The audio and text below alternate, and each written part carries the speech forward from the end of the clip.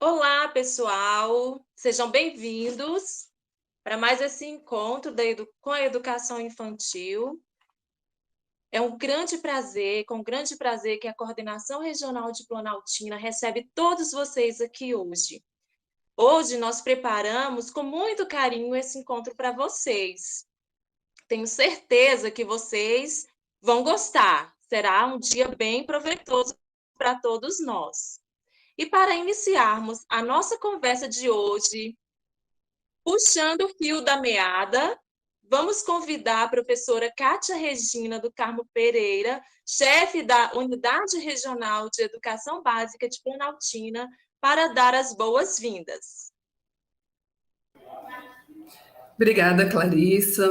Que alegria estarmos reunidos aqui mais uma vez para falar com um público que atua na educação infantil. A educação infantil é a nossa primeira etapa da educação básica e não é em vão, né? Porque ela tem uma importância significativa em todo o processo de desenvolvimento deste ser humano.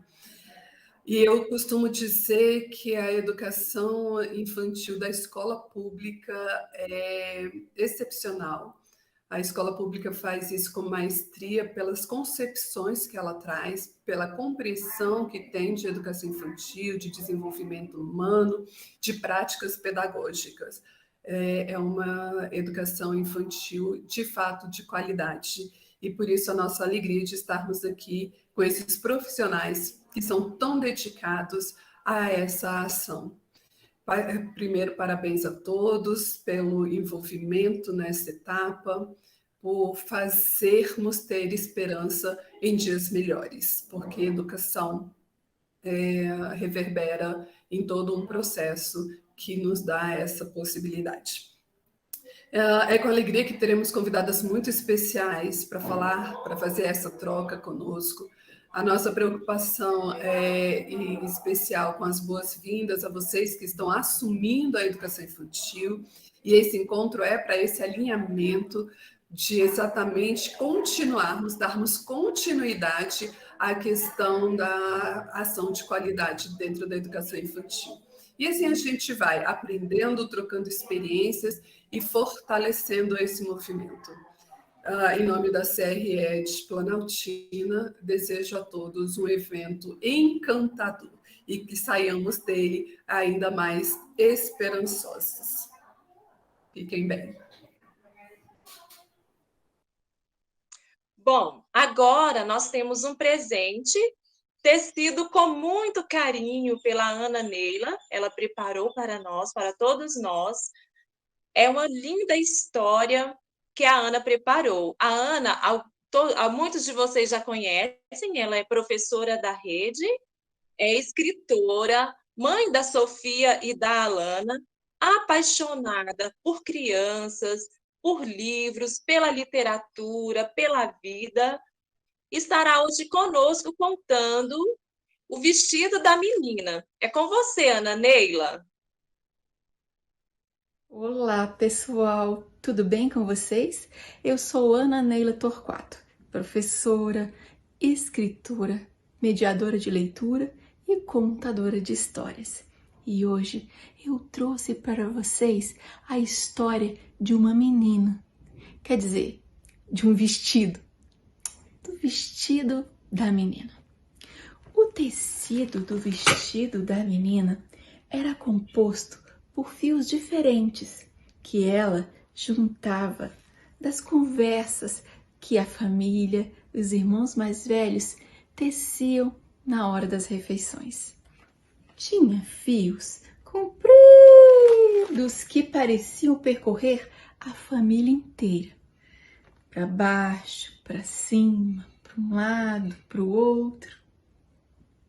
Outros eram curtos, interrompidos assim, truncadinhos mesmos, abarrotados. Tinha fio dourado, brilhante, cor-de-rosas, esfuziantes, como os brindes dos quais ela podia participar quando a família comemorava algo importante. Havia ainda os fios escuros em forma de nó e aqueles grossos onde era difícil passar o dedo sem que se embolasse nos outros fios.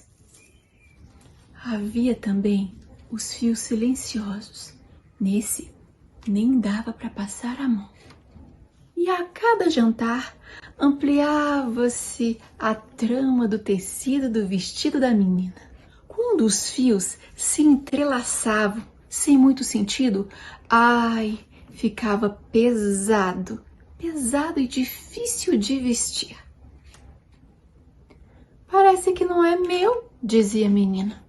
E nesses entrelaçados que a gente não reconhece muito bem, havia muita coisa que não era mesmo da menina. Era da mãe, da avó, da tia, e era preciso que eles lhe contassem mais histórias para que a menina entendesse e o vestido começasse a pesar menos e se ajustasse novamente no seu corpo. Duro mesmo era quando os fios se emaranhavam no tecido do vestido de outra pessoa. Aí a menina, meio que sem perceber, de repente, levava um chacoalhão. Outras vezes, o fio era tão apertadinho que ficava difícil a gente saber de quem era o fio de quem. O tempo passou e, com o tempo, o vestido da menina começou a passear por outras paisagens. Passeava por acontecimentos e situações diferentes, inusitadas, estranhas, divertidas, às vezes chatas e algumas familiares. Aquelas em que o vento da confusão parece mesmo levantar o tecido do vestido num rebuliço. E outros que de tão triste dão até vergonha. Passeava tanto que aos pouquinhos a menina foi ficando cheia de histórias que ela mesma podia contar dentro e fora de casa, tornando-se assim mais sabida das coisas do mundo e dela mesma. O vestido, a certa altura, já estava comprido e repleto de fios de todos os tipos. A menina agora não só participava dos brindes, mas ajudava a fazer a comida, a servir a mesa e a propor as receitas baseada naqueles passeios que ela fazia em tudo que aprendia por lá. Os fios esbarravam o tempo inteiro nos fios das tramas dos vestidos de outras pessoas, mas eles já não davam nó. E isso era muito bom. Ela sabia que os fios do seu vestido agora tinham muitas histórias para contar. O que ficou diferente é que a narradora dessas histórias agora era ela, a menina, não mais os fios. Essa história se chama O Vestido da Menina. É uma história da Tatiana Filinto e da Ana Cunha, publicado por a editora Petrópolis. Bem, eu gostaria de desejar a vocês um ótimo ano de trabalho e que nesse ano vocês consigam conduzir bem os fios para ajudar as suas crianças a se descobrirem fazedoras da sua própria história. E que você também consiga desatar os nós que precisar para poder escrever a sua própria história como profissional da educação infantil. Um grande abraço para vocês e até uma próxima oportunidade. Muitíssimo obrigada, Ana. Sabemos que você preparou com muito carinho. Foi realmente um presente para todos nós. Espero, pessoal, que os fios desta história, deste encontro, possam inspirar você em todo o seu percurso pedagógico.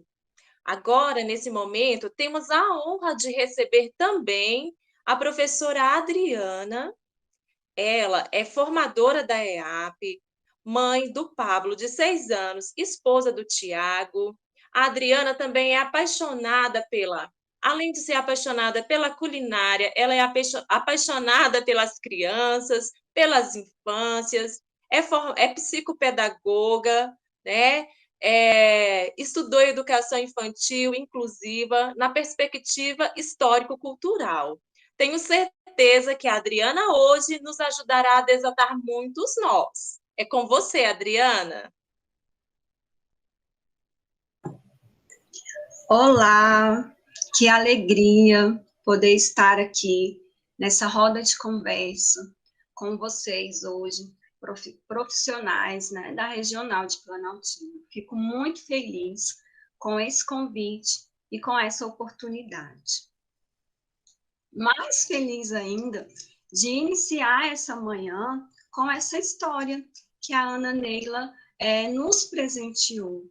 Essa história, ela tem sentidos que se assimilam muito, que se referem, que remetem muito para a educação infantil e para o desenvolvimento humano.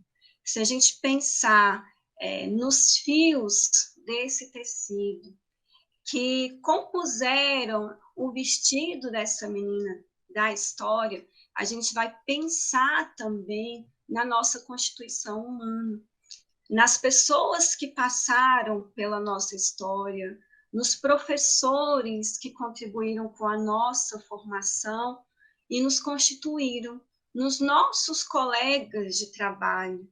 Então, eu sempre digo que eu sou reflexo de tantos e tantos profissionais que, apaixonados pela educação, me proporcionaram uma formação acadêmica de qualidade. E isso pode se iniciar também na educação infantil. Pensar nesse tecido composto de diversos fios me remete para os profissionais apaixonados pela educação, por uma educação democrática e transformadora. Então, eu vou lá na minha memória e me recordo da Dani Mendonça, da Estela de Miranda, do Simão de Miranda, da Jaqueline Aires, da Sueli, da Lucimério Paganotto, da Edileuza e de tantos outros profissionais que marcaram a minha caminhada e me constituíram como professora da escola pública, professora em busca de uma educação democrática. Então, a gente é esse composto, a gente é essa soma. Nós somos um pedacinho de cada um que contribuiu na nossa formação. E que espetáculo de história para a gente iniciar a nossa conversa.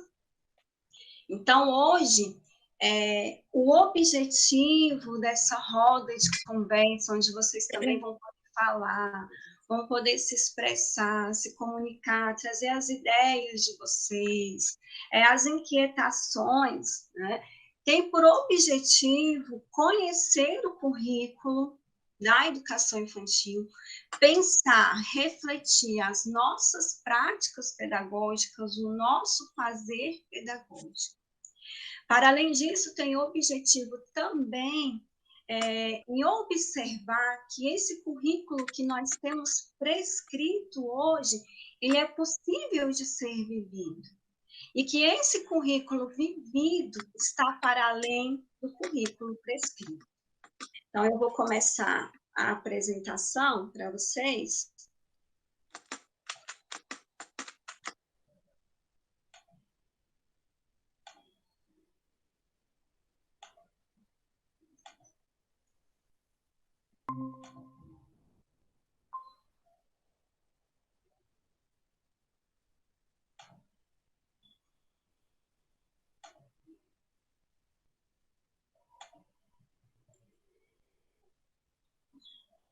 Então, que bom que vocês destinam esse tempo, né, para essa formação continuada, para a experiência do estudo, da conversa.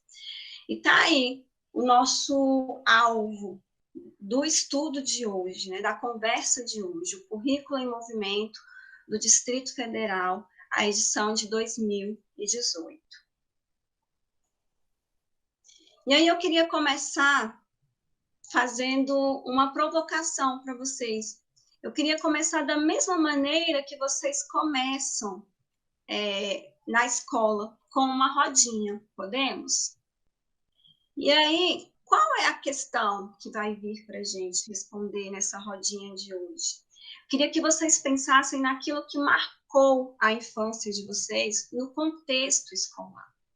E que vocês descrevessem essa memória que vem, né, de maneira objetiva, aí no chat, tá bom? O que foi que marcou a sua infância no contexto escolar? Foi uma história? Foi uma pessoa? Foi um passeio? Foi uma brincadeira? E aí vocês podem se sentir à vontade para ir colocando no chat. E eu vou pedir o auxílio de quem está no suporte para ir dizendo para mim aí um pouquinho das respostas que vocês têm colocado e a gente poder fazer essa interação, tá bom?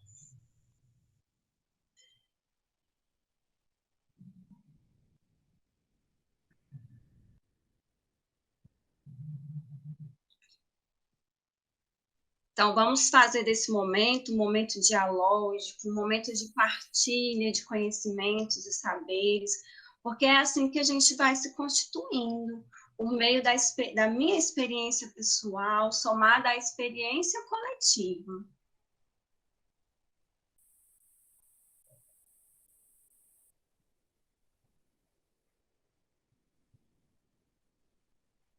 Esse é um momento para eu poder ouvir vocês um pouquinho e a gente dar continuidade à nossa contextualização aqui.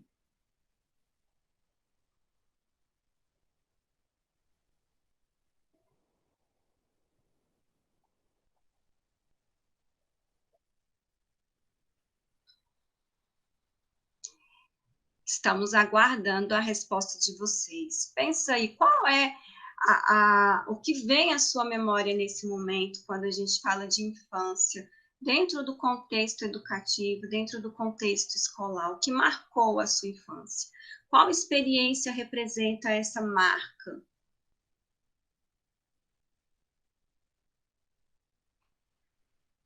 O afeto das professoras, cantigas de roda, apresentação teatral, brincadeiras, músicas, conversas, alegria e entusiasmo das professoras. Alguém se recorda de alguma situação pontual relacionada a algum passeio ou alguma brincadeira específica?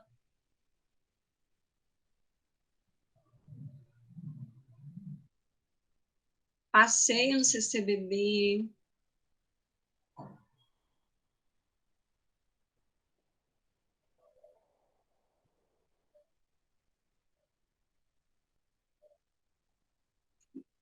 Brincadeiras ao ar livre, jogos, muito bom. E aí vocês, quando a gente lança essa pergunta, realmente é uma provocação que a gente faz, para a gente começar a olhar para dentro daquilo que nos marcou há um tempo passado, mas que se torna um tempo presente também na vivência das nossas crianças da educação infantil. Certamente aquilo que marcou a sua infância, por mais que tenha sido num tempo passado, num tempo remoto, é hoje também o que marca a infância dessas crianças. E aí eu costumo dizer que a gente tem, dentro dessa etapa, dentro desse ciclo da educação infantil, uma proposta diferenciada, que não se baseia exclusivamente no papel, mas que tem como foco principal as experiências, porque as experiências marcam. E aquilo que nos marca nos garante aprendizagem e promove o nosso desenvolvimento. Então, a gente tem aí, dentro da fala que vocês trouxeram, os jogos, as brincadeiras, o passeio ao ar livre, as cantigas de roda, o passeio no CBB, a alegria das professoras, a afetividade das professoras. A gente tem aí o que retrata isso, né? São experiências, são interações, o afeto da professora, interação, a minha interação, a interação da criança com a professora. né? E tudo isso, experiências, interações, brincadeiras, podem possibilitar, podem potencializar as aprendizagens infantis. Então, eu fiz essa provocação e contextualizei para vocês o porquê dessa provocação e trago mais uma provocação para vocês. Como que eu tenho marcado a infância da minha criança que está lá na minha escola, que está lá na minha sala? Como ela tem sido afetada por mim e como ela tem me afetado. E aí, para a gente continuar, vamos pensar quem é a criança da educação infantil. Então, para a gente estudar o currículo, para a gente pensar no currículo e para a gente refletir as nossas práticas, é primordial que a gente entenda quem é essa criança que está hoje na escola. E aí, as diretrizes curriculares nacionais e o nosso currículo em movimento traz uma concepção de criança viva, de criança dinâmica, de criança ativa, de criança como sujeito de direitos, criança cidadã, né? A plenarinha traz muito essa perspectiva da criança protagonista, da criança atuante no contexto escolar. Então, como que eu vou fazer? Quais são as propostas que eu trago para a minha escola, dentro do coletivo da minha escola, que vão garantir a essa criança esse ser sujeito de direitos e esse ser atuante e protagonista da proposta pedagógica da escola? Aí eu costumo dizer assim que o currículo, esse currículo que nós temos hoje, eu considero ele muito assertivo. Por que eu considero ele muito assertivo? Porque ele abraça a pluralidade infantil dentro da perspectiva da diversidade em diversos aspectos. No aspecto da etnia, da origem, no aspecto da arte, da minha preferência em relação à arte, da localidade, da região geográfica que cada criança está inserida, e também em relação aos ritmos de aprendizagem. Então, é um currículo que não põe expectativa nas crianças a partir de um desenvolvimento único e homogêneo. É um currículo que considera as singularidades de cada criança, destacando a pluralidade infantil. E aí eu queria até destacar para vocês um trecho do próprio currículo que traz essa perspectiva de pluralidade infantil, de diversas infâncias. Isso significa que, mesmo a gente estando em uma mesma região geográfica, vamos pensar Planaltino, acolhendo crianças de uma mesma faixa etária, crianças de 4 e 5 anos, crianças que comungam de uma cultura similar, parecida, próxima, mas ainda assim, essas crianças são singulares, principalmente no que diz respeito aos seus ritmos de aprendizagem. Então, a gente não pode e não deve, em nenhum momento, querer que elas se desenvolvam à mesma maneira, pois se tratam de crianças diferentes, de crianças singulares. E aí, lá na página 15 do currículo, o currículo todo, ele traz essa abordagem, mas eu quero destacar aqui a página 15, quando ele diz: não podemos nos restringir a pensar uma única criança, uma única infância, e sim as inúmeras infâncias e crianças que se fazem presentes no contexto educativo e coletivo. Por isso que estamos já usando a nomenclatura escola das infâncias, porque é uma escola que acolhe a diversidade. É uma escola que acolhe as diversas infâncias, os diversos contextos, as diversas culturas, as diversas crenças, as diversas origens. E por isso o meu posicionamento tão favorável a essa proposta pedagógica, embasada nesse currículo que nós temos hoje. Então, tá aí para vocês a definição das diretrizes curriculares nacionais, né? A criança como sujeito histórico e de direitos, que nas interações, relações e práticas cotidianas que vivencia, constrói sua identidade pessoal, coletiva, brinca, imagina, fantasia, deseja, aprende, observa, experimenta, narra, questiona e constrói sentidos sobre a natureza e a sociedade, produzindo cultura. Agora vamos pensar o que não é a escola da educação infantil. A escola da educação infantil, ela não é assistencialista. Se a gente for pensar no percurso da história da educação infantil até chegar na Constituição Federal, caminhar mais um pouquinho até chegar na BNCC e no currículo que nós temos hoje, a gente vai perceber que aquela função exclusiva que se tinha na educação infantil, que era muito vista e muito presente nas creches, do cuidar do corpo, foi ampliada. E hoje as crianças estão na escola não apenas para serem cuidadas, elas estão na escola para aprenderem, para se apropriarem do patrimônio cultural da humanidade. Então, a educação infantil, ela é protegida pela Constituição Federal duplamente. Primeiro, lá no artigo 208, no inciso 4, quando esse artigo garante, né, o direito de desenvolvimento integral, o direito à educação. E aí, à medida que se vai caminhando, a LDB traz para a gente o direito à educação na perspectiva do desenvolvimento integral. Então, a educação infantil, ela não é exclusivamente assistencialista. Eu falei para vocês que a Constituição Federal protege a educação infantil duplamente. Então, primeiro, em relação ao direito das crianças, no artigo 208, inciso 4. E segundo, no artigo 7º, inciso 25, quando garante a permanência da criança na escola para garantir também o direito dos trabalhadores. Então, assegura o direito dos trabalhadores. Então, essa Constituição teve um olhar especial para essa criança da educação infantil. A educação infantil não é exclusivamente preparatória para o ensino fundamental. E a gente tem que pensar muito nessa questão. As etapas, elas se comunicam, elas se dialogam para se articular. Então, a educação infantil precisa estabelecer um contato, uma comunicação, um diálogo, para articular suas práticas.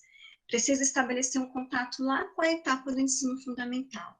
Da mesma forma, o ensino fundamental também vai precisar se articular, se comunicar com o ensino médio, para que as ações pedagógicas sejam mais efetivas.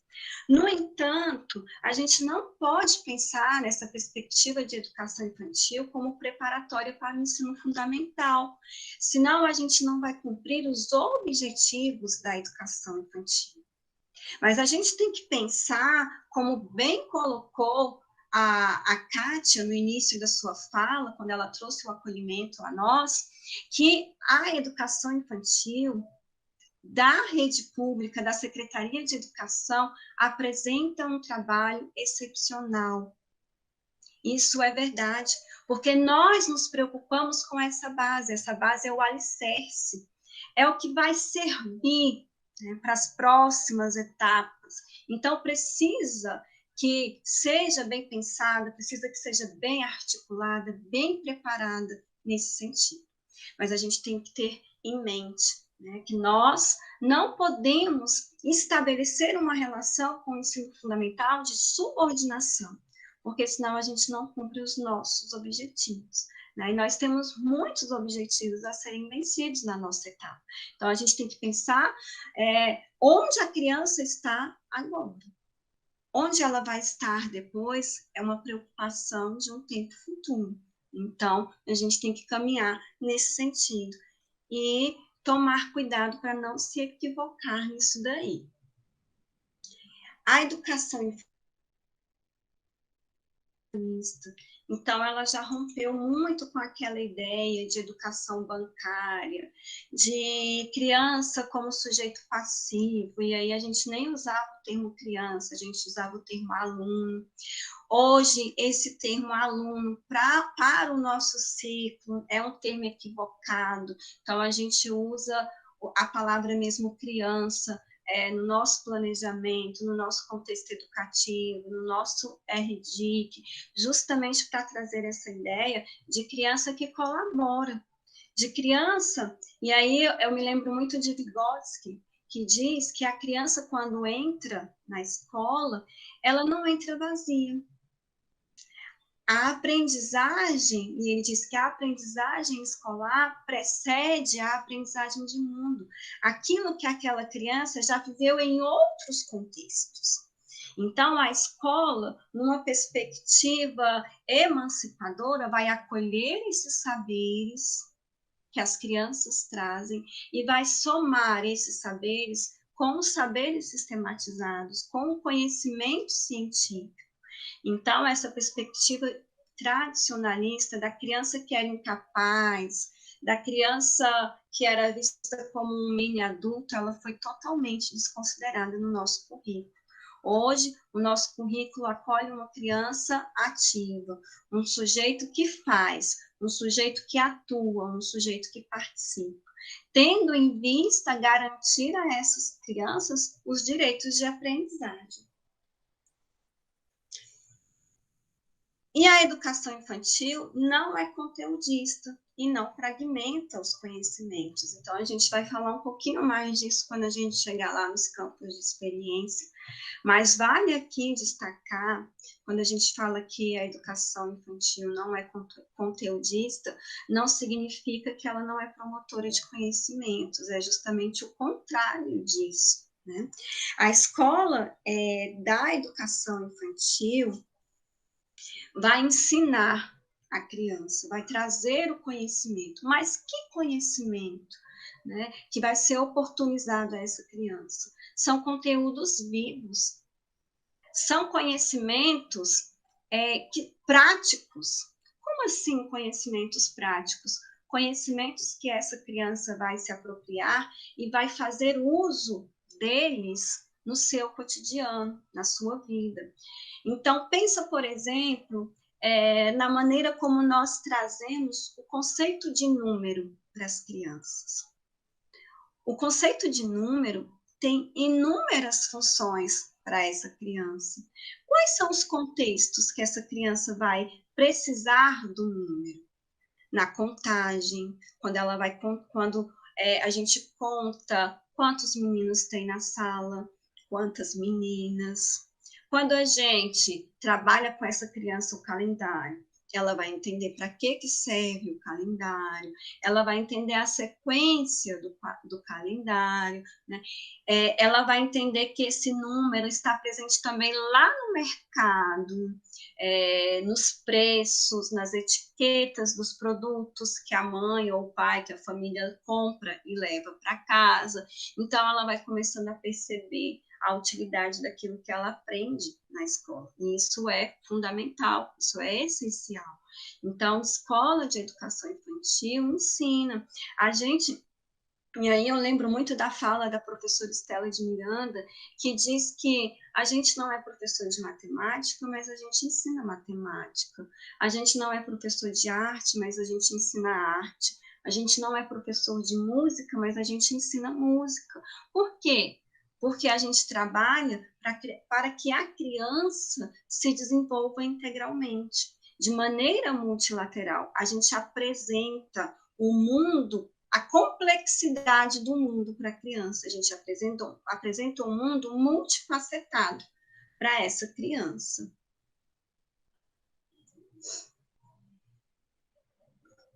E quem é a escola da educação infantil? Então, vamos falar da escola das infâncias agora, da identidade dessa escola. Uma associação visual, simbólica que eu faço da escola das infâncias é com uma cortina. Eu vejo a criança entrando na escola das infâncias e abrindo uma cortina.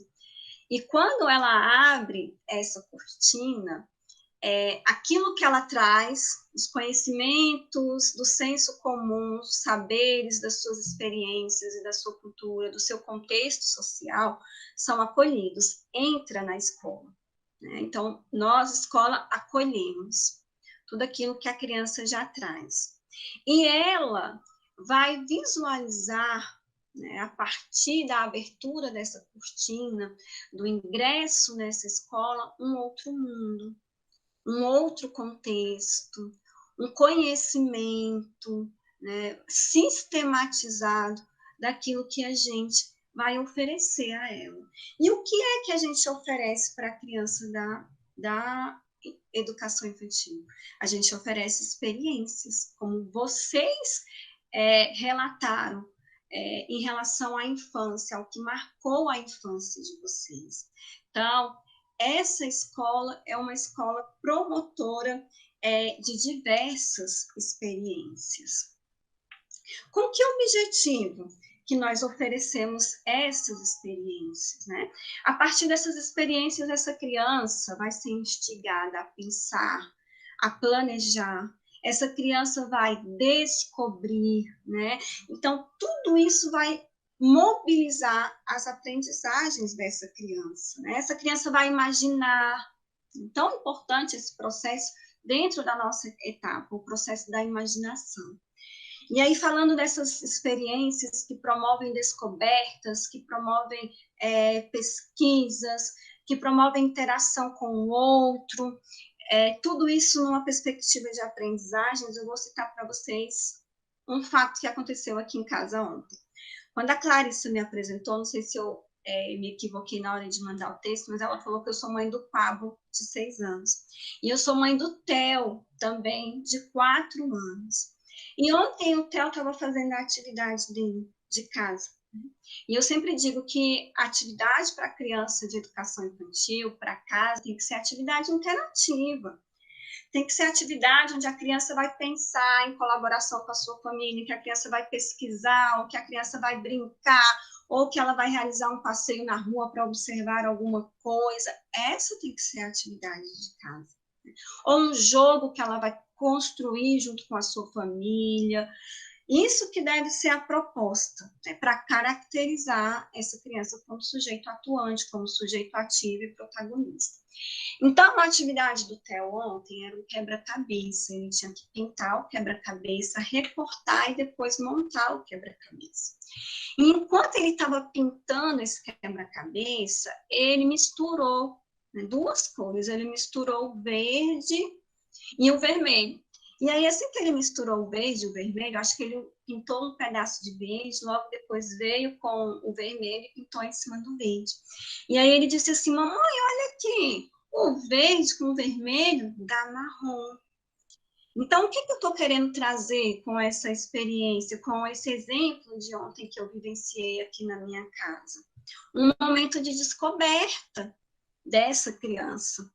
Ela foi ativa nesse processo 100%, sim. Foi a atuação dela naquela atividade ali, naquela experiência de pintura, e por mais que se tratasse de uma atividade de registro gráfico, mas uma proposta diferenciada, porque o resultado seria ali o quebra-cabeça para ele brincar, e ele se entreteu com aquilo ali realmente, de fato. Mas essa experiência proporcionou a ele uma descoberta. Se ele estivesse no contexto educativo, muito provavelmente a professora ia sistematizar isso para a turma toda. Ia sistematizar essa descoberta individual para o coletivo. E aí a aprendizagem ia sair somente daquela criança e ia se democratizar para as demais crianças, né? Então, a gente tem que pensar na educação infantil nessa perspectiva de experiências, sempre nos perguntando, sempre rememorando, né, as nossas experiências, o que me marcou e o que é que vai marcar a infância da minha criança e vai promover aprendizagens para elas. Essas experiências precisam estar plenas né? Precisam estar imbuídas de intencionalidade pedagógica. O que é a intencionalidade pedagógica? Eu costumo brincar dizendo que a intencionalidade pedagógica responde uma pergunta, e uma pergunta que nós temos que fazer todos os dias. Por quê?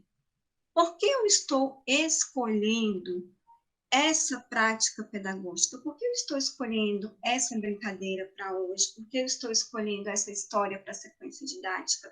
Por que eu estou escolhendo esse projeto para a proposta pedagógica? Por quê? Tudo o que a gente faz na escola se direciona para a criança.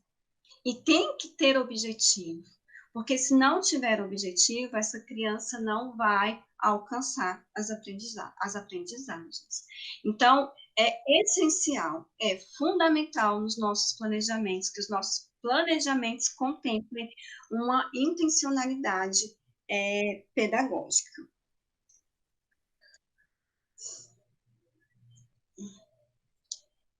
Essas experiências, né, por meio do professor, que vai contextualizar para as crianças os valores culturais, sociais e históricos. Então, a educação, ela precisa ter, né, ela precisa apresentar o patrimônio cultural da humanidade, porque senão ela fica esvaziada de sentido. E o ato educativo, ele não pode ser esvaziado de sentido. Ele tem que alcançar esse sujeito que está sob a nossa responsabilidade. Esse patrimônio cultural da humanidade, ele também reflete os direitos de aprendizagem da criança. Então, a nossa escola de educação infantil tem que promover essas experiências com intencionalidade pedagógica, apresentando o patrimônio cultural da humanidade para garantir à criança os direitos de aprendizagem, e a gente vai falar sobre eles daqui a pouquinho. Tudo isso para quê?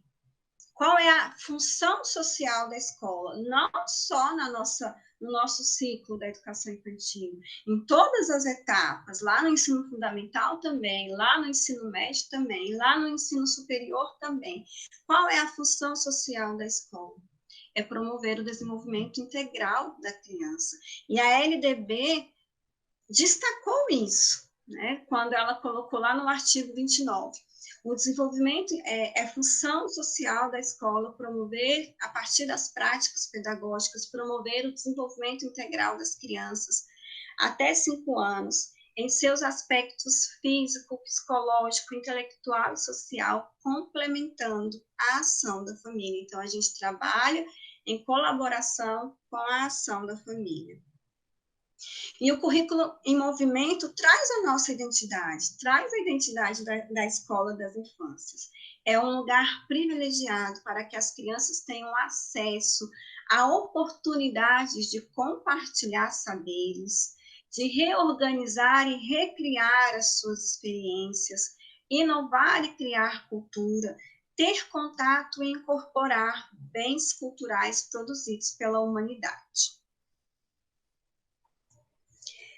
A base teórico-metodológica do nosso currículo. Qual é a base do nosso currículo, né? A gente precisa compreender um pouquinho disso.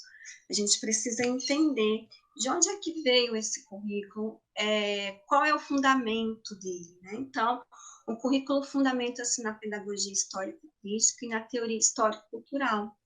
A pedagogia histórico-crítica tendo como precursor Demerval Saviano, né, que defende uma educação democrática e emancipadora. Então, a ruptura com as desigualdades sociais. E aí o Demerval Saviano coloca que a educação é o ato de produzir direta e intencionalmente em cada indivíduo singular a humanidade que é produzida histórica e coletivamente pelo conjunto dos homens. Então, tudo aquilo que foi produzido pela sociedade, pelo homem, na coletividade, precisa ser apresentado para essa criança. E aí é muito interessante, porque ele vai dizer assim, que quando ele fala dessa questão da ruptura com as desigualdades sociais, ele fala que os despossuídos precisam possuir o que os possuídos possuem. Então, quando a gente fala de escola democrática, a gente está falando disso, de acessar o conhecimento para a criança. Não basta a criança estar na escola, essa criança precisa estar, ela precisa ser afetada, esse conhecimento precisa ser vivenciado por ela precisa sair da escola transformada, para que ela também tenha condições de transformar o ambiente em que ela está inserida. E aí a teoria histórico-cultural, que é uma teoria muito completa, vale a pena a gente investir nos estudos dessa teoria, porque auxilia muito na nossa prática pedagógica, a gente passa a ter um novo olhar sobre a criança, sobre o homem, sobre o desenvolvimento. Então, o precursor dessa teoria é Vygotsky, e aí uma citação que eu trago, né, que a criança é um ser em constituição e em processo de humanização. Então, Vygotsky vai falar de dois nascimentos, do nascimento biológico, né, e do nascimento social. Em meio às interações, em meio às relações sociais, a gente vai se constituindo humano, a gente vai se formando, a gente nasce pertencente à espécie humana, e no decorrer da nossa relação com o mundo e com o outro, a gente vai se humanizando, a gente vai se tornando humano. E aí um pouquinho mais sobre a teoria histórico-cultural, né? Trata a questão do desenvolvimento humano a partir das relações sociais, tá bom? O ato educativo, isso é uma ideia muito forte do Demerval Saviani. Então, o ato educativo, ele provoca mudanças, transformações, isso é percebido por nós nas nossas práticas pedagógicas. Então, por exemplo, quando a gente ensina para a criança sobre a questão da água, né? A gente trabalha muito com a questão da higiene, principalmente agora nesse contexto de pandemia, a gente tem reforçado isso cada vez mais. Quando a gente fala para a criança sobre o uso da água, para que serve a água? Né? Onde está essa água? O que pode acontecer com essa água se a gente desperdiçar a água? Né?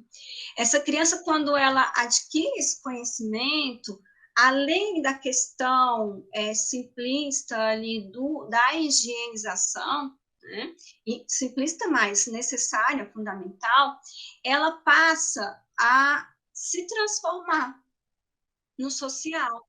Ela começa a trazer isso para o contexto cotidiano de vida dela. Né? Então, a criança ela vai caminhar. Né? E aí, se a gente pensar, por exemplo, vamos pensar numa história para a gente trabalhar a questão da água, né? Uma história que vai deslanchar um planejamento sobre água, sei lá, o Homem da Chuva, né? Ou então o jacarezinho egoísta lá, que não deixou os patinhos tomarem banho, os patinhos precisavam, e traz também a questão do egoísmo. Alguma história aí que tenha esse enfoque da questão da água, né? Será que essa história vai me permitir trabalhar unicamente com esse tema? Não, com certeza as histórias elas abrem leques, né? E aí a gente vai poder trazer conhecimentos científicos para essa criança, né? Que vão auxiliar na elaboração do pensamento dessa criança. Então, aí, de repente, você vai poder conseguir trabalhar até com o ciclo da água, você vai trazer conhecimento científico para essa criança. Qual é a ideia que a criança traz em relação à chuva? Que o céu está chorando, né? Muitas vezes elas falam isso. O meu filho mesmo, um dia a gente estava no carro, fazendo algum percurso, não me recordo para onde, e aí ele disse assim, mamãe, e aí começou a chover, e ele disse, mamãe, o céu está chovendo. E aí, naquela hora, eu fui contextualizar para ele, se ele estivesse no contexto educativo, a professora ia fazer essa sistematização. O que é a chuva? Né? Como é que essa chuva cai? Né? E depois que ela cai, para onde que ela vai? Né? Então, aí você tem a possibilidade, a gente tem essa possibilidade de trabalhar o conhecimento científico a partir da literatura. E aí a criança vai caminhando do conhecimento empírico para o conhecimento científico, né? Ela vai sendo transformada e transformando, né? Então, ela afeta, mas também ela é afetada, né? Então, olha só o poder do ato educativo. É por isso que ele tem que estar sempre carregado de intencionalidade pedagógica. E aí, para a gente encerrar essa fala da teoria histórico-cultural e da pedagogia histórico-crítica, já falei bastante aqui, mas só para a gente sintetizar, a gente tem também o triplo protagonismo: professor, como colaborador das aprendizagens, organizador dos espaços e dos tempos, numa relação afetiva com a criança, mas trazendo aí a unidade dialética que Vygotsky propõe, né, afeto e intelecto, numa relação, né, numa interação com uma criança. E aí, quando a gente fala dessa unidade dialética, afeto, intelecto, a gente não está falando estritamente da questão afetiva, mas a gente está falando, não é estritamente da questão do cuidado, do carinho, é também disso, mas é da potência desse ato educativo que transforma, que modifica e que torna útil, né, o conhecimento que é acessado e que é acessado à criança e transmitido pelo professor. A gente tem a criança, que a gente já falou bastante, né, sobre a criança, como colaboradora das aprendizagens, e o patrimônio cultural da humanidade, que a gente também já destacamos aqui para vocês. Os eixos integradores da educação infantil. Então, a gente tem aí o educar e o cuidar, certo? O brincar e o interagir. Costumo dizer que esses eixos, eles constituem a identidade também do nosso fazer pedagógico, né? Então, o educar e o cuidar numa relação de indissociabilidade, né? São ações que caminham juntas. Enquanto eu educo, eu cuido. Enquanto eu cuido, eu também educo. Então, pensa lá no bebê, na criança que está sendo acolhida lá na creche. Quando o professor vai ali trocar a fralda daquela criança, ou quando vai dar o banho, à medida que ele vai significando para aquela criança aquele ato, ele está também educando. Né? Quando ele fala, olha, a fraldinha está suja, a gente tem que te limpar, você não pode ficar sujo, porque senão a sua pele vai machucar, vai dar feridas na sua pele. Então, chegou a... Então, à medida que você vai cuidando, você vai conversando, você vai significando, porque tudo precisa ser significado, desde a fase dos bebês, para que essa criança também viva essa relação de educação a partir do cuidado. E quando a gente educa lá para as crianças pequenas, para as crianças de 4 a 5 anos, que estão aí no primeiro período e no segundo período. Quando a gente cuida dessa criança, oferecendo para ela o álcool, para ela higienizar as mãos, a gente também pode fazer desse ato de cuidar um ato de educar. Quando a gente trata o assunto da água, a gente está educando. Quando a gente traz o tema da água, a gente está educando. E à medida que a gente está educando, a gente também está cuidando, porque a gente está falando de uma questão de saúde para essa criança. Então, esse educar e esse cuidar, eles caminham juntos. Agora, o brincar e o interagir. O brincar e o interagir é o que eu costumo dizer, é o carro-chefe da educação infantil. A interação, ela é promotora, as brincadeiras e as interações são promotoras de aprendizagem, né?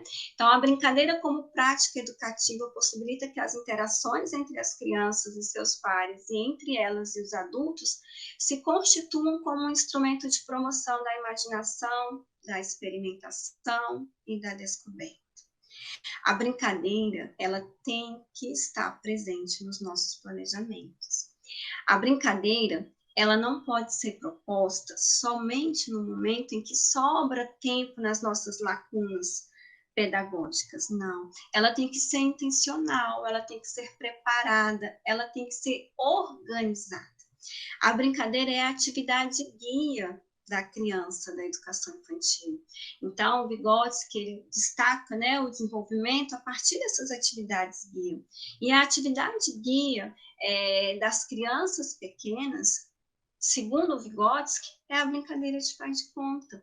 Porque enquanto a criança brinca, ela assume papéis sociais, ela se coloca no lugar do outro, ela entende a constituição da sociedade e assim ela vai formando a sua identidade.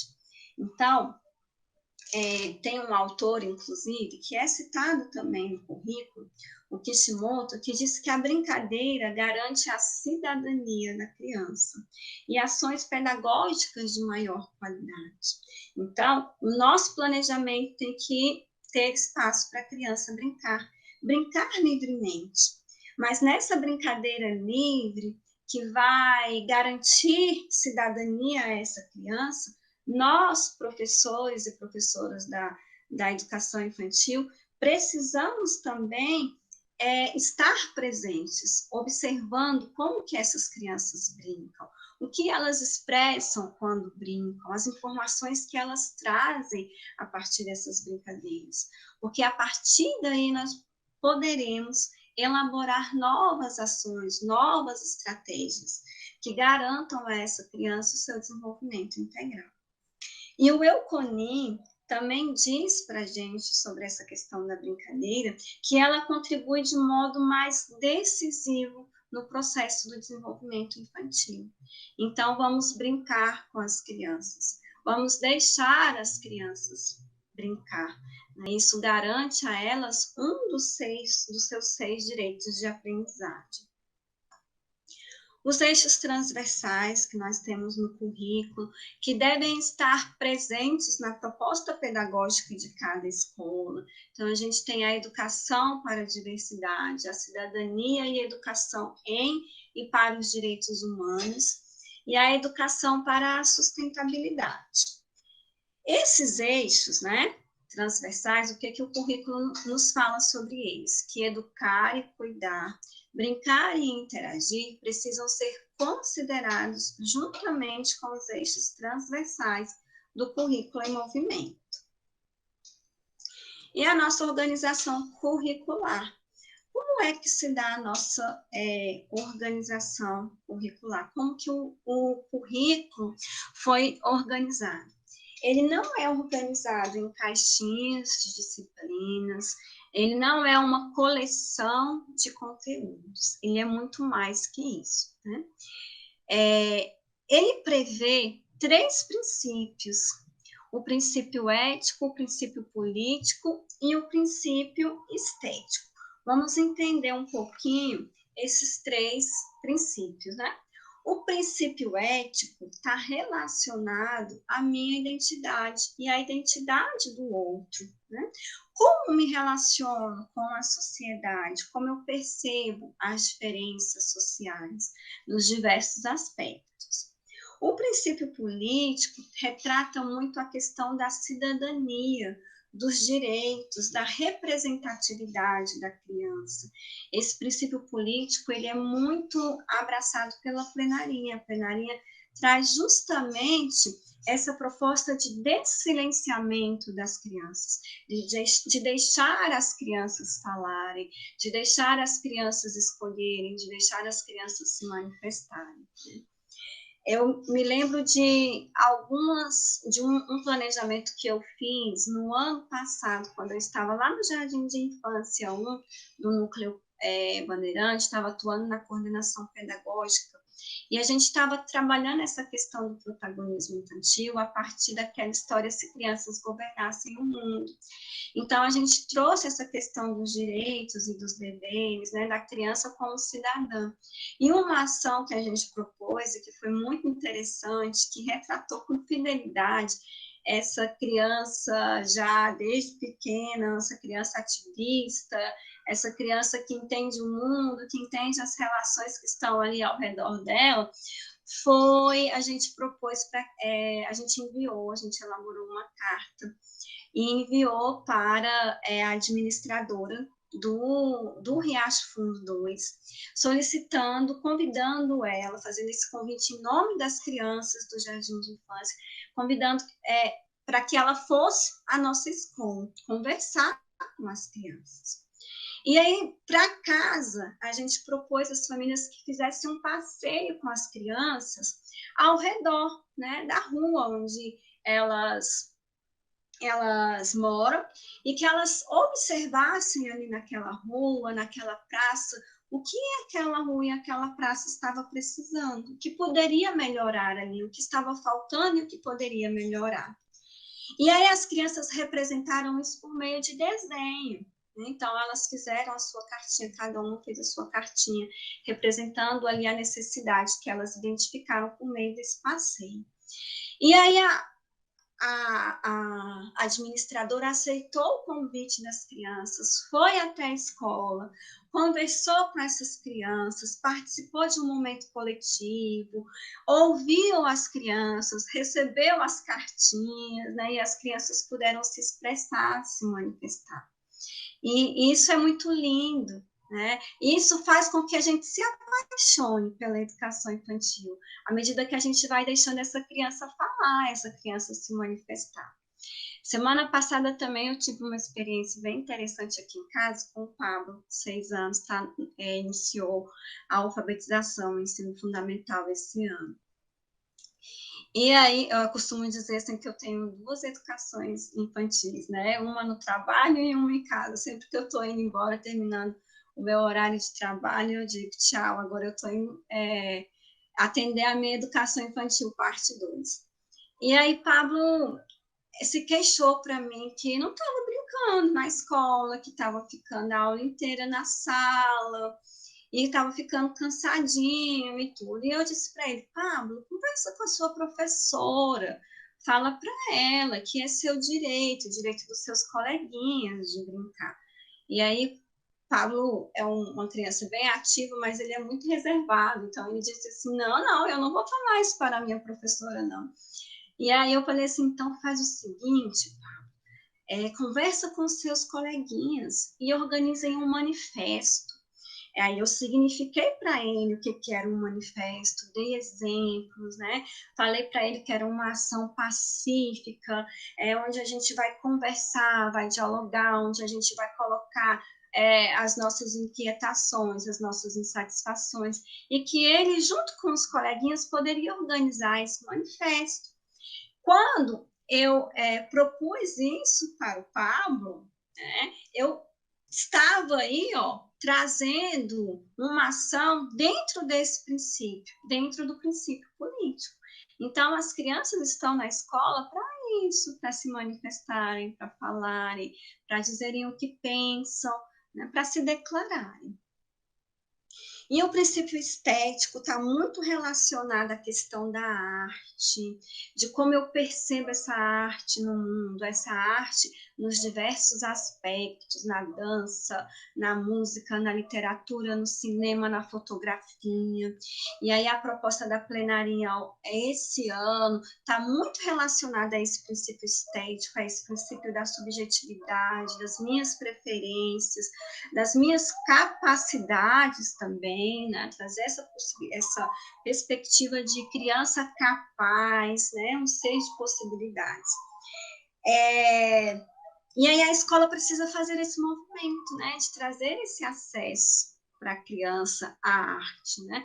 Às vezes a gente vai perguntar para a criança na rodinha, qual é a sua música preferida, qual é o seu gênero musical preferido? A criança pode falar, sei lá, o sertanejo. Por que ela prefere o sertanejo? Talvez é porque ela só tenha tido acesso ao sertanejo. Mas se ela tiver acesso ao rock, se ela tiver acesso a outros gêneros musicais, ela vai ter parâmetros para comparar. E aí ela vai se formando, aí a subjetividade dela vai se manifestando, né? Os 6 direitos de aprendizagem. Então, a vivência desses princípios, desses 3 princípios, ético, político e estético, garantem, né, os direitos de aprendizagem. Então, a criança está na escola da educação infantil para conviver, brincar, explorar, participar, expressar e conhecer-se. Então, quando a gente observa esses direitos de aprendizagem, a gente começa a perceber que a ênfase da nossa prática pedagógica tem que estar nas experiências, que o papel pode estar presente na escola, que o registro gráfico pode estar presente na escola, mas que o foco da minha ação pedagógica, com vistas a garantir as aprendizagens, está nas experiências. E aí, esses 6 direitos de aprendizagem, eles são estratégicos, no sentido de que eles garantem, né, eles materializam os campos de experiência. Então, vamos pensar nos campos de experiência. O eu, o outro e o nós. Esse campo de experiência, o eu, o outro e o nós, trabalha na questão da identidade, da minha identidade social e da identidade do outro. Então, traz essa dimensão social do eu, mas também do outro, né? Corpo, gestos e movimentos traz uma educação, uma proposta, um ato educativo que considera o corpo da criança, o corpo no sentido do movimento e o corpo no sentido do cuidado. Então, é desilenciar o corpo da criança e é perceber que as aprendizagens podem também partir do corpo da criança, devem partir do corpo da criança. Traços, sons, cores e formas é um campo de experiência riquíssimo, que traz inúmeras possibilidades de trabalho, principalmente com a arte, né? A arte musical, a arte plástica e a arte em todas as suas dimensões. Escuta, fala, pensamento, imaginação. Aí trabalha mais no campo da oralidade, do falar, do ouvir, da leitura e da escrita, mais numa perspectiva de letramento, ou seja, qual é a função de um convite? Para que serve um convite? Aquela placa que eu vejo na rua, o que ela comunica, né? Então, isso é o letramento, é a leitura de mundo que Paulo Freire diz que precede a leitura da palavra. Espaços, tempos, quantidades, relações, transformações, está muito relacionado com a matemática e ciências e natureza, né? Os conhecimentos científicos. Dá para a gente fazer ciência na escola da educação infantil? Sim, quando eu ensino para minha criança que aquela água que ferve, né, e evapora, e eu explico a ciência dentro disso, eu estou aí trabalhando com esse campo de experiência, espaços, tempos, quantidades, relações e transformações. Sempre lembrando que o conteúdo tem que ser vivo, tem que transformar a criança e transformar para que ela consiga também transformar o meio social. Essa ideia de campos de experiência é contrário à ideia de linguagens isoladas, né? Campo traz a ideia de conjunto. Então, dentro de um mesmo campo de experiência, eu tenho várias linguagens. E dentro de uma mesma atividade, eu posso ter a proposta intercampos, mais de um campo de experiência se comunicando. Então, deixa eu aparecer para vocês. Essa organização se coloca como essa organização curricular, né? Em princípios, direitos e campos de experiência. Se coloca como uma tentativa de não fragmentar os conhecimentos e de considerar a multidimensionalidade das crianças. Então, a criança é um ser multidimensional e o mundo precisa ser apresentado para ela de forma complexa, de forma multifacetada. Essa foto que eu coloquei aí foi para exemplificar esse arranjo curricular. Aí a gente tem crianças participando de uma atividade coletiva, né?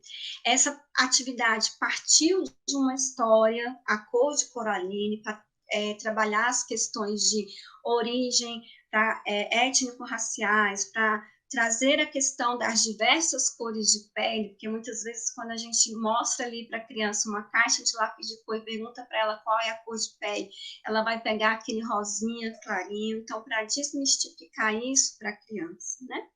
E a proposta era eles fazerem uma obra de arte, então eles tinham que pintar o cartaz, e depois de pintar o cartaz, eles tinham que se desenhar neste cartaz, né? Então, cada criança se desenhou. O princípio estético está presente nessa atividade? Sim, né? Porque é uma proposta voltada para a arte, para a construção, né? O princípio ético está presente? Também, porque essas crianças foram desafiadas a elaborar ali, por meio do desenho gráfico, a sua identidade. Como que ela se percebe? O eu. Como eu me percebo, né? O princípio político foi priorizado? Sim, porque a professora, aí eu estou falando de uma proposta que eu presenciei, tá bom? Então, a professora proporcionou para eles a possibilidade de escolha. Vocês vão escolher onde vocês querem fazer essa obra de arte.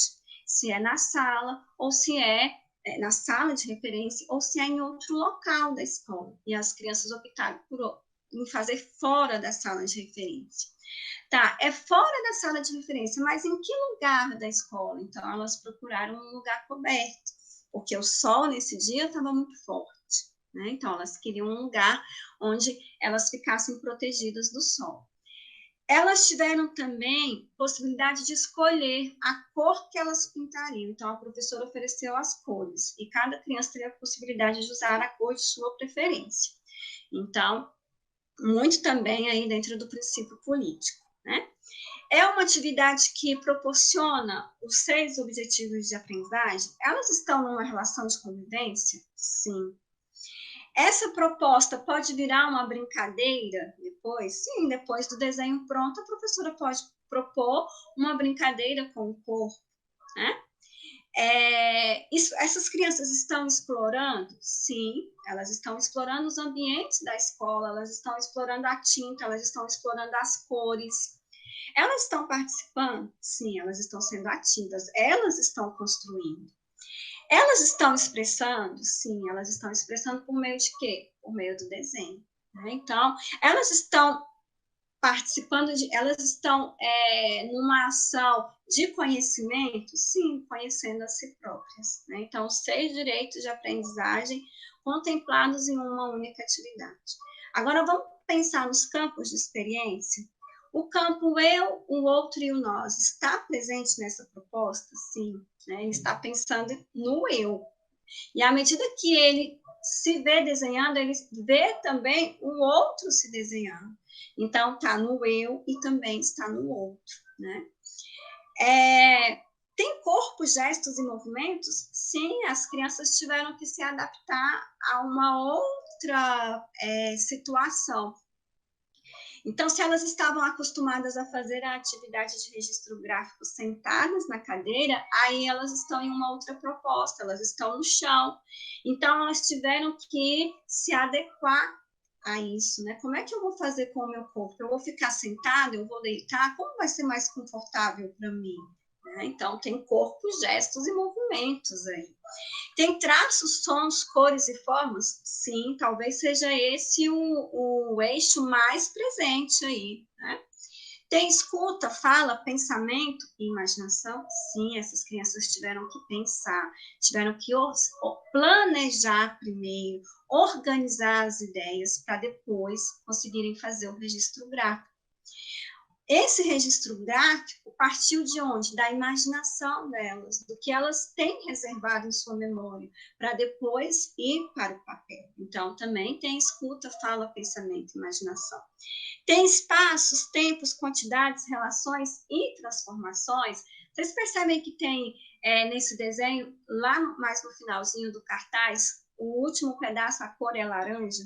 Então, aí a professora teve a possibilidade de explorar com as crianças a mistura do vermelho com o amarelo para resultar no laranja. Então, isso é conhecimento científico, isso é ciência, né? Isso é relação, isso é transformação. Ela poderia trabalhar também com outras relações aí. Vamos ver dos desenhos que vocês fizeram, quantos são desenhos de meninos, quantos representam desenhos de meninas, vamos ver o total e várias outras questões poderiam estar aí, tá bom? Então, o que eu trouxe aqui com esse exemplo é justamente essa organização curricular, né? Uma mesma atividade e que caracteriza a desfragmentação, a ruptura com a fragmentação dos conhecimentos. É uma atividade que retrata os 3 princípios, os 6 direitos e os 5 campos de experiência. Então, os objetivos da nossa organização curricular: não fragmentar os conhecimentos, contemplar os objetivos de aprendizagem e trabalhar numa perspectiva de multiplicidade das linguagens. Por isso, os campos de experiência, eles reúnem várias linguagens em um mesmo local, em uma mesma ação, tá bom? Então, mais um exemplo, uma criança brincando com tampinhas, né? A professora pode fazer uma proposta inicial lá relacionada a traços, sons, cores e formas, em que eles vão seriar essas tampinhas, em que eles vão quantificar essas tampinhas, em que eles vão comparar qual é a tampinha maior, qual é a tampinha menor, tudo isso numa atividade mais vinculada a esse campo de experiência. Mas depois pode-se partir para uma atividade desafiadora.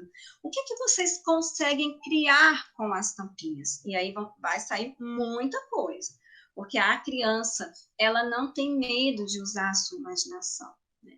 E depois a professora pode sistematizar. O que vocês acham de agora vocês fazerem com as tampinhas a letrinha inicial do nome de vocês? E agora, quem consegue fazer não somente a sua letrinha inicial, mas o seu nome todo? Então, a criança vai sendo desafiada e vai avançando nas aprendizagens. Os 6 direitos de aprendizagem a gente falou bastante, né? Então, não vou me deter muito aqui, porque o nosso tempo também já está encerrando. Mas olha aí, gente, crianças fora do contexto da sala de referência, né? Sendo beneficiadas por propostas possíveis de serem realizadas, né? Crianças que brincam na areia, crianças que desenham no pátio da escola, tudo isso numa perspectiva de desenvolvimento integral. Então, o currículo fala para a gente que a educação infantil não é assistencial, nem tampouco preparatória, pois trata-se de uma etapa da educação básica que abarca os direitos de aprendizagem, voltados às reais e atuais necessidades e interesses das crianças, no sentido de proporcionar seu desenvolvimento integral. E eu volto àquela pergunta: o que é que eu tenho priorizado nas minhas ações pedagógicas? O que tem sido o foco no meu planejamento? O que menos importa? Porque quando a gente vê essas imagens e quando a gente se depara com esses direitos de aprendizagem, a gente começa a perceber que as atividades, aquelas atividades de prontidão, aquelas atividades xerocopiadas, de registro gráfico, elas passam a ser secundárias no nosso planejamento. E as experiências ganham vida e ganham sentido no nosso planejamento. Aqui é dever de casa para vocês. Deixa eu aparecer aí, demora um pouquinho para sincronizar. Vocês podem tirar uma foto desse link, tá certo? E assistirem esse vídeo coletivamente numa reunião, numa coletiva, né? Na escola de vocês é um vídeo de 9 minutos, mas que traz um conteúdo muito profundo em relação aos campos de experiência. Então, é um dever de casa que eu deixo para vocês, tá? E aí, o currículo vai destacar isso para a gente. Olha que interessante. Assim, os pequenos vão se apropriando da cultura que a humanidade criou ao longo da história e, por meio das linguagens organizadas por campos de experiência, leem e internalizam o mundo ao seu redor, fazendo uso dessa linguagem como ferramenta para a compreensão do mundo e a produção de novos significados. A gente precisa também pensar na questão da dimensão religiosa, né? A educação infantil pública, em nome da diversidade religiosa, em respeito às diferentes crenças que existem no nosso país, ela se declara laica. Então, o currículo trouxe essa questão de maneira bem explícita, dizendo que a educação infantil pública não pode realizar práticas educativas que induzam as crianças a vivenciarem experiências de determinadas concepções religiosas. Porque quando eu priorizo uma concepção religiosa a partir de uma prática, eu não estou respeitando a diversidade religiosa que é presente no nosso país e no nosso contexto educativo. A educação inclusiva, então, a educação inclusiva precisa romper também, né? A educação inclusiva existe hoje na nossa rede justamente para romper com o estigma do assistencialismo. A criança com necessidades especiais também tem direito à educação integral. Então, a ela também tem que ser destinado um planejamento com o objetivo de emancipá-la. Então, a inclusão das crianças com necessidades específicas carece de interações, acolhida, escuta sensível, atenta e com intencionalidade. E a avaliação, a gente tem que pensar na avaliação dentro da finalidade dela, né? A avaliação não é um produto, a avaliação é um processo, a avaliação é das aprendizagens, a avaliação é para mim também, professora, para que eu consiga redimensionar o meu fazer pedagógico e as minhas ações pedagógicas. Não só para mim, professora, mas para todo o pedagógico da escola, né? Para o diretor, para o vice-diretor, para o supervisor, para os coordenadores. A finalidade da avaliação é servir para tomar decisões educativas, para observar e acompanhar o processo de desenvolvimento da criança e para situações. Para refletir e discutir é mais um dever de casa que eu vou deixar para vocês e vou encerrando a minha fala com esse questionamento que vocês vão, cada unidade escolar vai discutir e vai chegar a uma resposta de acordo com os objetivos e a identidade de cada escola. O que precisamos abandonar para promover uma educação de qualidade capaz de garantir os direitos de aprendizagem e o desenvolvimento integral das crianças? E aí o currículo, para que vocês pensem em base, fundamentem essa discussão que vocês farão na escola de vocês, o currículo traz que nós devemos lançar mão de práticas pedagógicas inovadoras e abertas que proporcionem as descobertas, o respeito ao momento do desenvolvimento e às necessidades de cada ser humano. E no que diz respeito à primeira infância, que proponham ações educativas com intencionalidade, a fim de fomentar o desenvolvimento da criatividade e da imaginação. A criança, eu costumo dizer que a criança da educação infantil está na escola para imaginar e para criar.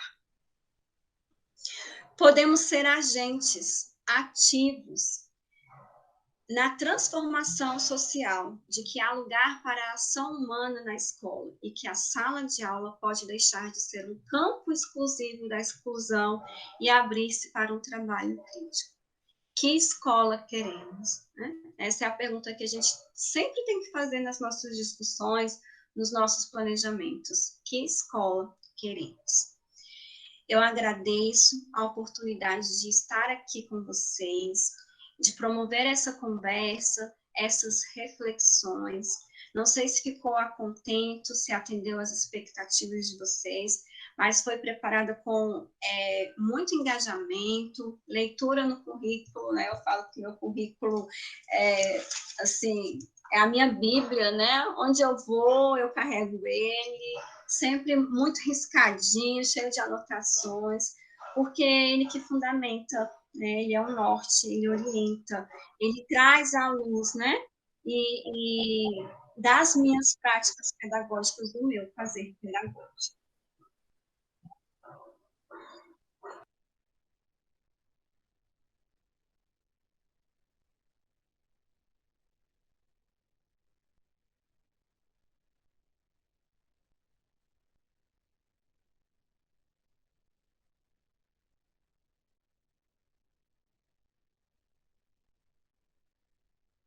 Muitíssimo obrigada, Adriana, por essa rica contribuição, uma contribuição muito válida nessa tessitura do trabalho com a educação infantil. Ficamos muito felizes pela sua disponibilidade, tá? E já deixo assim, que vamos te chamar novamente. Foi muito bom, muito produtivo. Então, pessoal, agora, continuando com a trama desse bordado, né? Convidamos o CEIUM de Planaltina para compartilhar conosco o seu trabalho pedagógico desenvolvido lá, dentro da escola.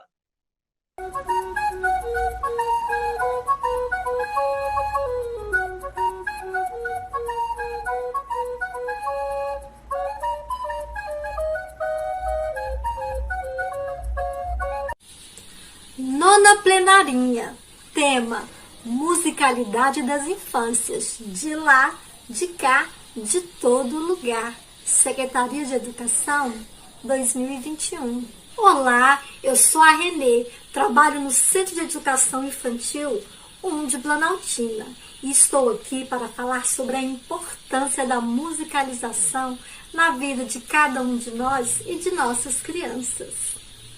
Vocês sabiam que o tema da nossa nona plenarinha do ano de 2021 é musicalidade das infâncias, de lá, de cá, de todo lugar.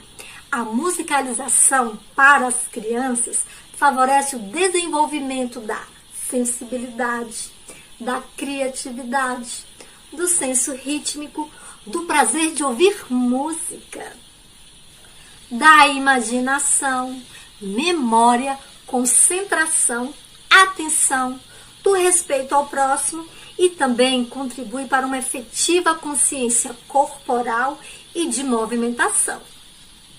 Nós aqui do CEIUM de Planaltina trabalhamos esse ano várias formas de musicalidade. Ouvimos músicas, dançamos, cantamos, confeccionamos instrumentos musicais com material reciclado, fizemos vários sons com copos e potes. Um chocalho bem legal e colorido. As crianças adoraram. Teve saci na garrafa. Fizemos música utilizando colheres. Vocês acreditam? Com base nesse projeto desenvolvido, nós percebemos como as atividades musicais podem oferecer inúmeras oportunidades para as nossas crianças aprimorarem suas habilidades motoras, controlar os seus músculos e mover-se com desenvoltura. E nossas crianças tiveram a oportunidade de vivenciarem a musicalidade de fato. Vejam só como foi divertido e muito educativo.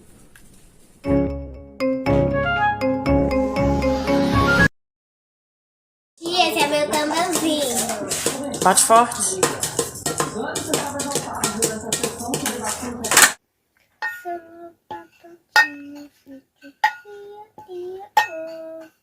Dentro do sítio tinha uma galinha. A borboletinha tá na cozinha, para chocolate para a madrinha.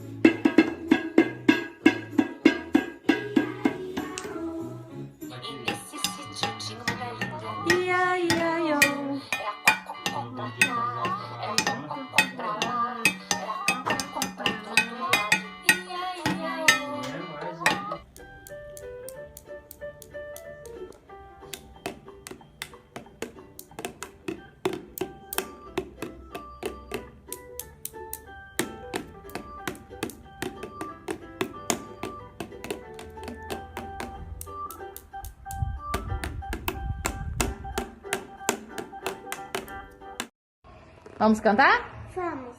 Seu Lobato. Tinha um sítio, ia, alô. O sítio via uma galinha.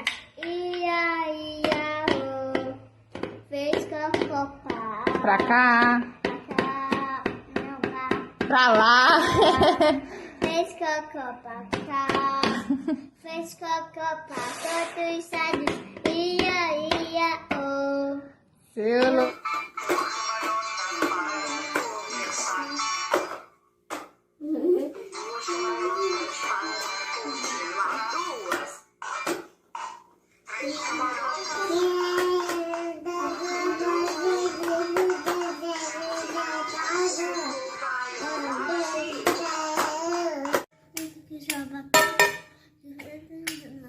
Quem gosta dela sou eu.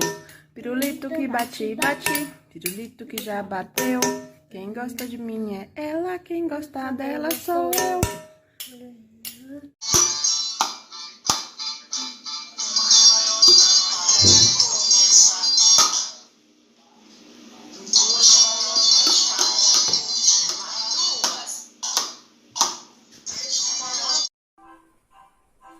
Uma vez um espantalho de chapéu, da cor do céu, Da cor do céu. da cor do céu. Na ponta lá da horta da vovó, cantava dó, cantava dó. Pirulito que bate, bate. Pirulito que já bateu. Quem gosta de mim é ela. Quem gosta dela sou eu. Pirulito que bate, bate. Pirulito que já bateu. Quem gosta de mim é ela. Quem gosta dela. Nessa minha atividade de hoje é meu chocalho.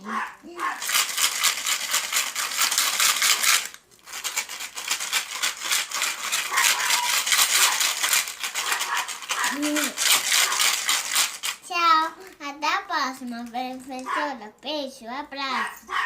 1, 2, 3 indizinhos, 4, 5, 6 indizinhos, 7, 8, 9 indizinhos, 10 no pequeno bote.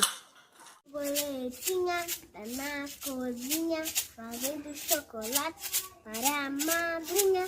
Puti, puti, perna de pau, olho de brito e nariz de pica-pau, pau, pau. Isso daqui. Brasileira, só bate palma. Se for comida, se não for, não vai bater não. Arroz, feijão, batata, macarrão, salsicha, linguiça, chulé. E chulé não. Começar a brincadeira da comida brasileira, só bate palma. Se for comida, se não for, não vai bater não. Alface, tomate, cenoura, abóbora, couve-flor, mandioca, mosquito. Ixi, mosquito é não. Vai começar a brincadeira da comida brasileira, só bate palma. Se não for, não vai. Arroz, feijão, batata, macarrão, salsicha, linguiça, chulé. E chulé Faz melancia, faz docinha, faz docinha, faz docinha, Maria. Faz docinha, faz docinha, faz docinha, Maria. Quem quiser aprender a dançar, vai na casa do Juquinha. Quem quiser aprender a dançar, vai na casa do Juquinha. Ele pula, ele roda, ele faz quebradinha. Ele pula, ele roda, ele faz quebradinha. A abóbora faz melão, melão. Não vou comer, não.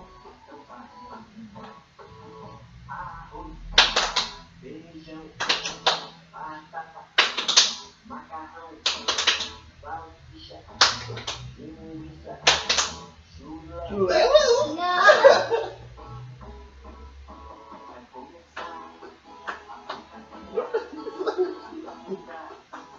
brasileira.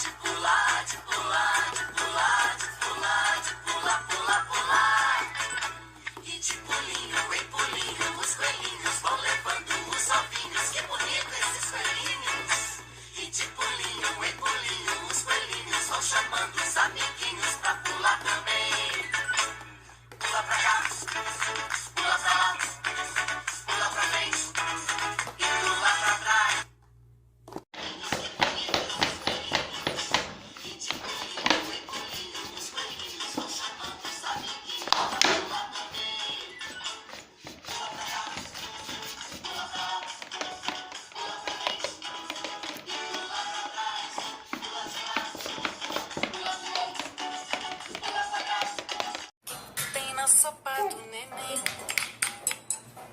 Que tem na sopa do neném? Será que tem espinafre? Será que tem tomate?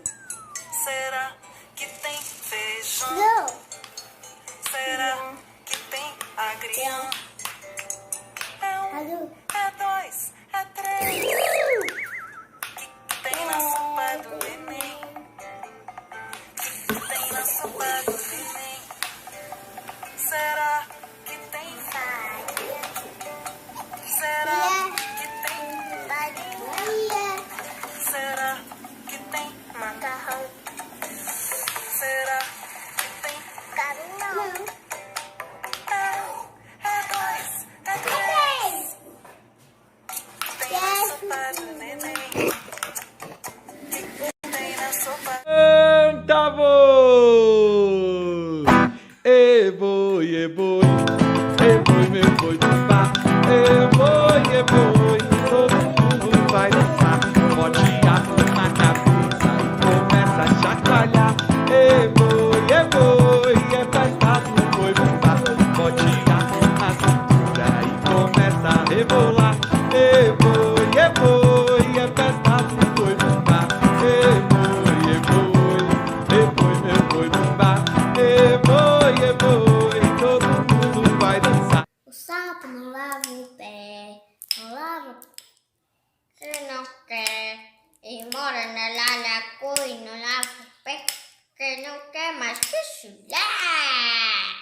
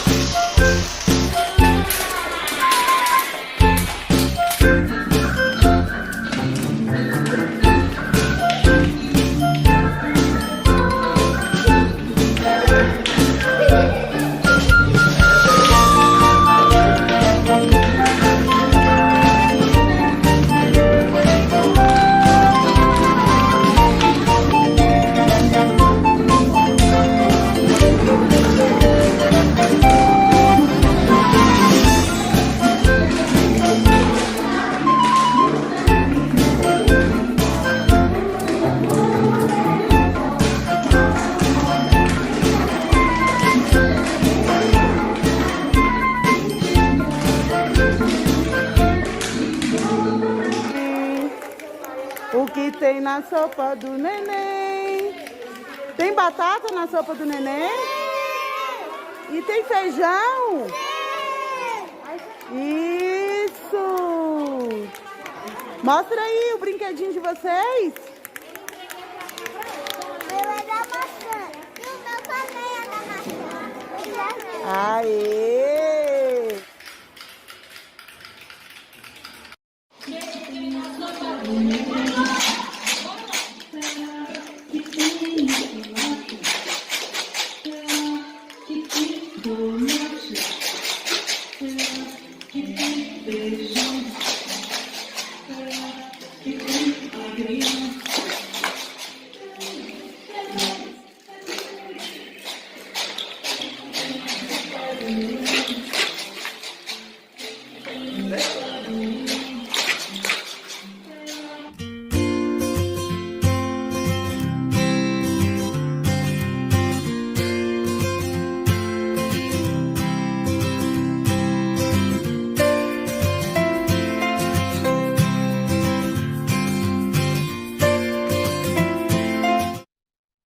Muito obrigada ao CEIUM e toda a sua equipe por esta rica contribuição.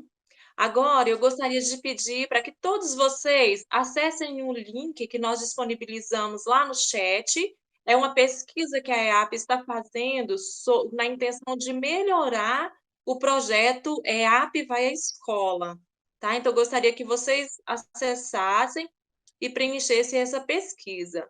E para finalizar o nosso dia, gostaria de deixar com vocês um pedacinho do texto da Cora Coralina. Sou feita de retalhos, pedacinhos coloridos que muitas vidas deixam e vou costurando em mim. A cada encontro, a cada contato, vou me tornando maior, mas jamais estaremos finalizados. Sempre haverá um pedacinho de retalho colorido para ser adicionado à alma. E de retalho em retalho, vamos nos tornando um imenso bordado de nós. Agradeço a participação de todos, um grande abraço e até a próxima.